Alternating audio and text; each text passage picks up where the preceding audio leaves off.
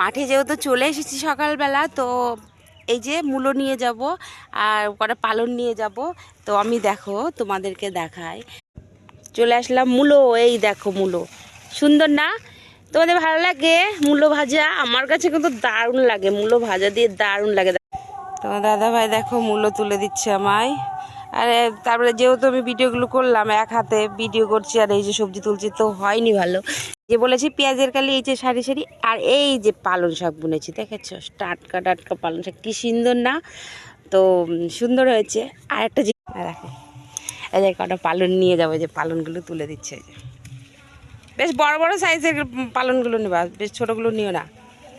আমাদের গাছে এই ঝাল, এই দেখো সুন্দর ঝালগুলো না, তো এই ঝাল নিয়ে যাব।